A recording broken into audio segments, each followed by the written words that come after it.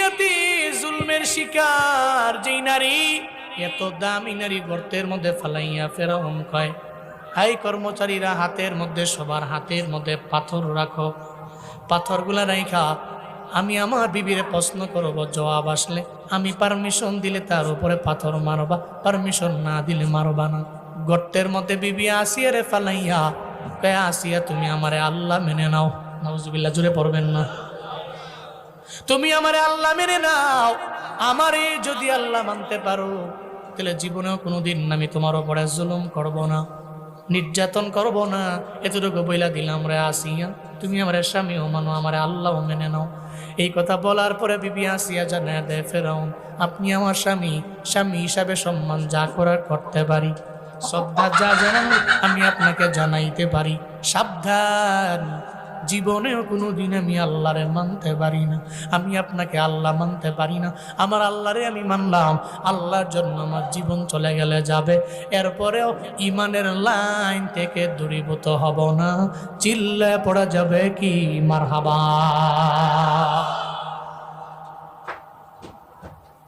বিবি আসিয়া বলে,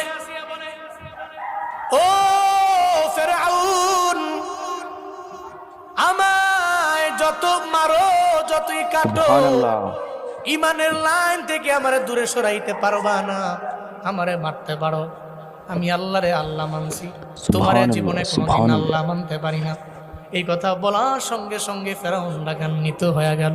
ফেরাউনের সঙ্গে যত কর্মচারী ছিল, এই কর্মচারীরা হাতের মধ্যে পাথর আছে, পারমিশন দিয়া দিলাম, অনুমতি দিলাম রে, মার মার না আসিয়ারে মার। আসিয়ার উপরে গর্তের মধ্যে যখন পাথর মারতে লাগলো, বিবি আসিয়া পাথরের আঘাতে একটা পর্যায়ে ওনার বডি রক্তে রঞ্জিত হয়ে গেল। ওই গর্তের মধ্যে গর্তটাও লাল হয়ে গেল ওনার রক্তে। বিবি আসিয়া চোখের পানি ফালাইয়া আমার আল্লাহরে ডাকে, ও আমার আল্লাহ, আমার কেউ নাই, তুমি ছাড়া আমার কেউ নাই, তুমি ছাড়া আমার সাহায্যকারী কেউ নাই, তুমি ছাড়া আমার মাবুদ কেউ নাই, তুমি ছাড়া আমার ইবাদত কেউ পায় না, তোমার কুদরতি পায়ের মধ্যে হয় আমার সিজদা। আমি জীবনেও কোনোদিন ফেরাউনের স্বামী মানতে পারি, আল্লাহ মানতে পারি না। ফেরাউন আমারে মারে, আমারে কাটে, যতই মারুক, যতই কাটুক, এরপরও আমি তারে আমার রব মানতে পারি না, আমার ইলা মানতে পারি না। ও দয়ার মালিক, আয় আল্লাহ, তুমি ছাড়া আমার সাহায্যকারী কেউ নাই। বিবি আসিয়া কয়, ও আমার আল্লাহ, এই বিপদেও আমি তোমারে ভুলি নাই, আমি জানি তুমি আমারে ভুইলা যাবা না, কারণ বান্দা বিপদে পড়ে ডাকে আমার আল্লাহরে, আল্লাহ তো বান্দার ডাকে সাড়া দিয়া দেয়। বান্দা ডাকতে দেরি হয়, আমার আল্লাহ সাড়া দিতে দেরি করে না।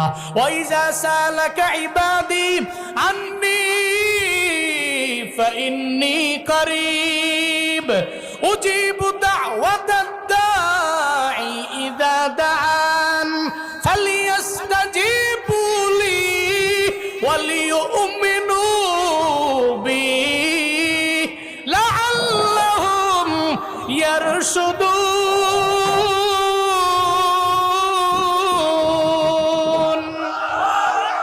আল্লাহ পাক বলেন, এই পয়গম্বর, যখন আমার বান্দারা আমার ব্যাপারে জিজ্ঞেস করবে আমি আল্লাহ কই, আমি আল্লাহ কই, এদের বলে দেন উজিবু দাওয়াতাদ দাঈ ইযা দাআন।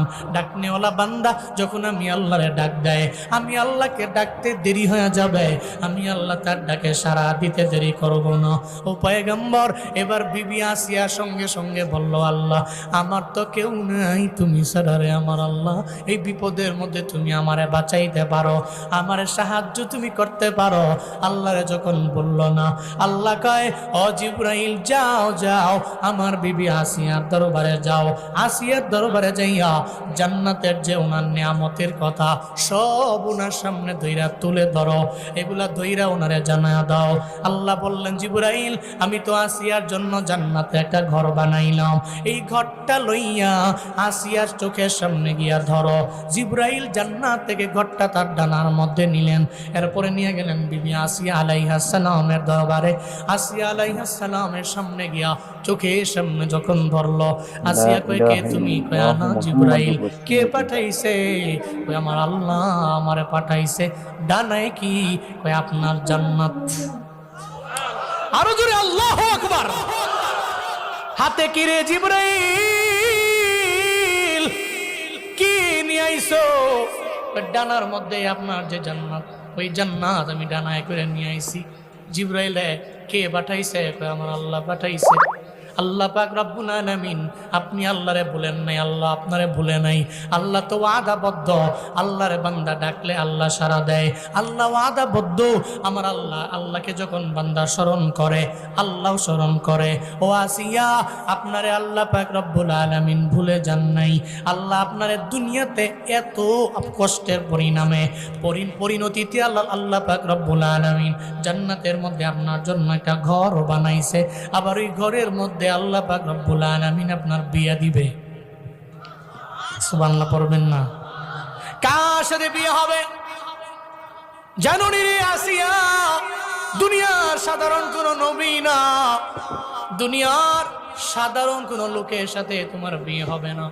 জান্নাতের মধ্যে আল্লাহ পাক রব্বুল আলামিন যেই নবীরে না বানাইলে আল্লাহ আসমান বানাইতো না, যেই নবীরে না বানাইলে আল্লাহ পাক জমিন বানাইতো না, যেই নবীরে না বানাইলে আল্লাহ আরশ বানাইতো না, যেই নবীরে না বানাইলে আল্লাহ কুরসি বানাইতো না। আমার সেই পয়গম্বর, যেই পয়গম্বরের জন্য আমার আল্লাহ নিজেই আশেক। সব নবীরা আল্লাহর পাগল, আল্লাহ নিজেই যেই নবীর পাগল, ওই নবীর সাথে আপনার হাসরের ময়দানে জান্নাতে বিয়ে হয়ে যাবে। আসিয়া চোখের পানি ফেলায় কাঁদেন না, চোখের পানি ফেলায় কাঁদেন না। নবীর সঙ্গে আপনার বিয়ে হবে, জান্নাতে বিয়ে হবে। ওই বিয়ে অন্য কেউ পড়াবে না, ওই বিয়ে পড়াবে স্বয়ং আমার আল্লাহ। কে পড়াবে? আল্লাহ পাক পড়াবেন। বিবি আসিয়ার জানায়া দিলেন, আসিয়া চোখের পানি ফেলে কান্না করেন না, বন্ধ করে দেন। উনি সঙ্গে সঙ্গে চোখের পানি বন্ধ করে মুস্কি মুস্কি হাসতে লাগলেন। আসিয়া আলাইহিস সালাম মুস্কি হাসে। ফেরাউন ডান বাম দিয়ে তাকাইয়া কর্মচারীদের কয়, তোরা এত মারলি, এর উপরেও আসিয়া হাসে কেন? এরপরেও তার চোখের মুখের মধ্যে আমি হাসি কেন দেখতে পাই? মূলত আসিয়া তো জান্নাত দেখা হাসে। এই ফেরাউনরা বুঝে না, যুগে যুগে জালেমরা বুঝে না, অত্যাচারীরা বুঝে না, ফাঁসির মঞ্চের মধ্যে দাঁড়াইয়াও এরা হাসে কেন? এরা জানে রে মুমিনের মরণের কোনো চিন্তা নাই, মরণ বরণ করতে দেরি হয়ে যাবে, আমার আল্লাহর সাথে মুলাকাত হতে দেরি নাই। আল্লাহর সাথে মোলাকাতের জন্য মুমিনের মাঝখানে হলো একটা খাল। এই খালের উপরে আমার মালিক, খালের এপারে আমি, আর ওই খাল হলো আমার মরণ। যদি আমি মরণ বরণ করি, মোলাকাত হয়ে যাবে আমার আল্লাহর সঙ্গে। এই জন্য মুমিনেরা মরণে ডরায় না, মরণের চিন্তা এরা করে না, মৌতের চিন্তা করে না। আমার মায়ার নবী ইন্তেকালের আগে আমার নবী বলে, আয়েশা আবার হাতের মধ্যে আমার মেসওয়াক দেও, আমি একটু মেসওয়াক করব।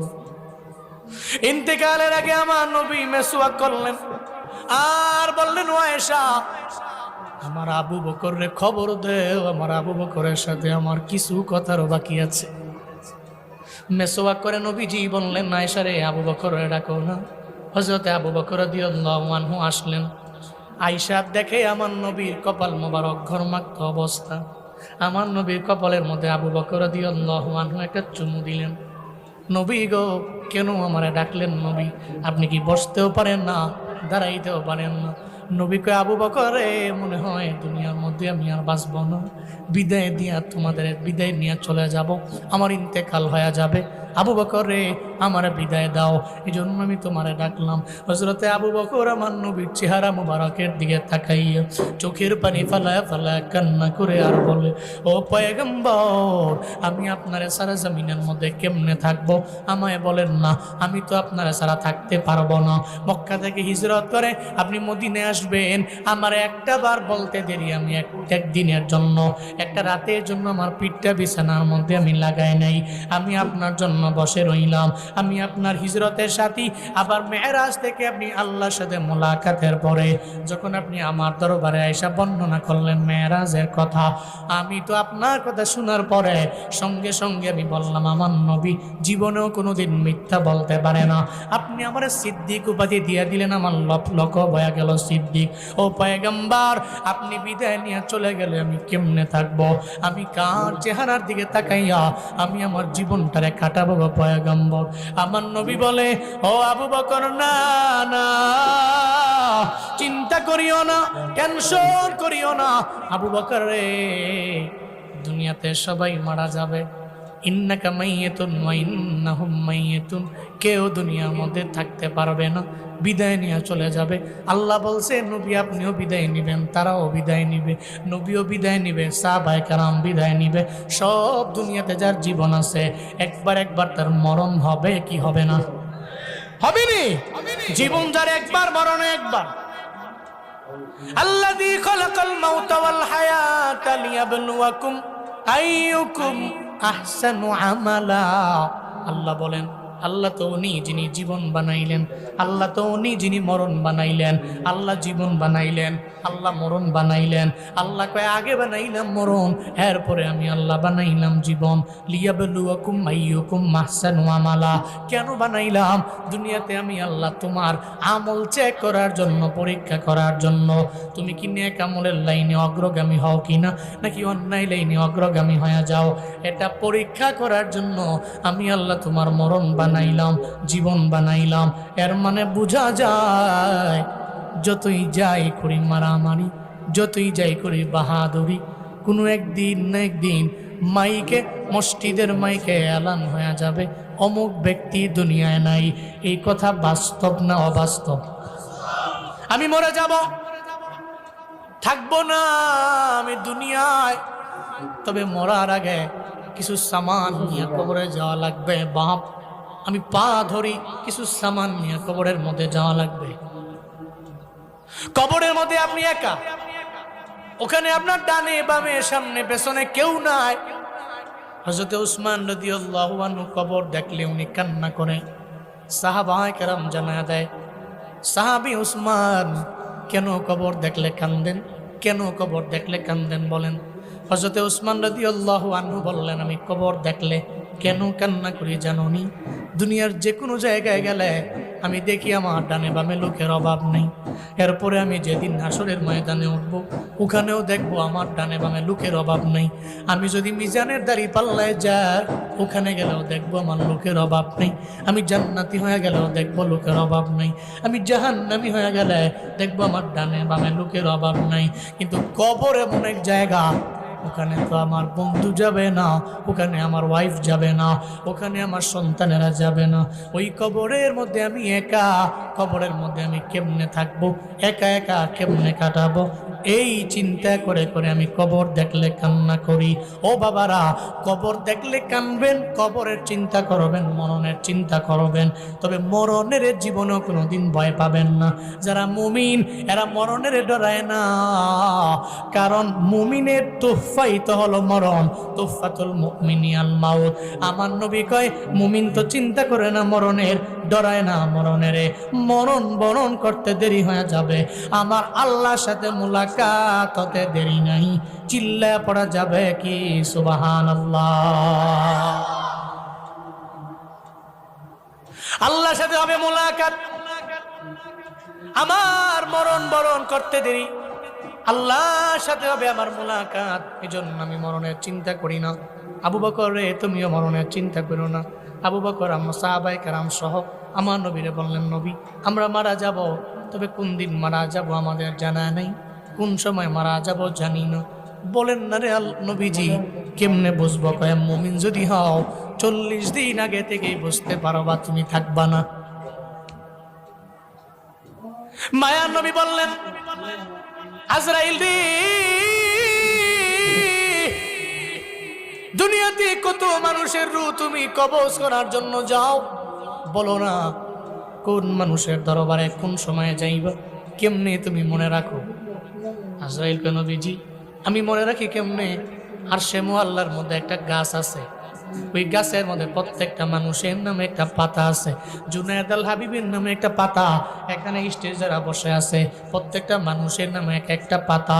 আপনারা সামনে যারা বসে আছেন প্রত্যেকের নামে নামে একটা পাতা আছে। ওই পাতার ভিতরে কি লেখা আছে?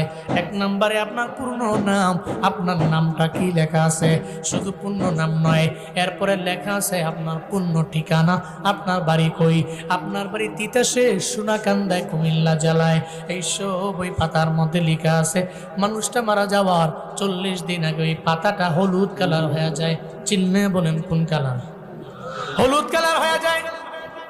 আজরাইল কেন বেজি এই হলুদ কালার পাতা দেখা আমি বুঝতে পারি মানুষটা মারা যাবে। তখন আমি মানুষটা যদি মুমিন হয় আমি তাহার দরবারে গিয়ে স্মরণ করে দিই, বাঁচবি না। এই কারণে দেখবেন আপনার বাবায় মারা গেল, দাদায় মারা গেল, বড় আব্বায় মারা গেল, ইন্তেকালের আগে আপনার বাবায় দাঁড়ায় দাঁড়ায় ঘুরে সবার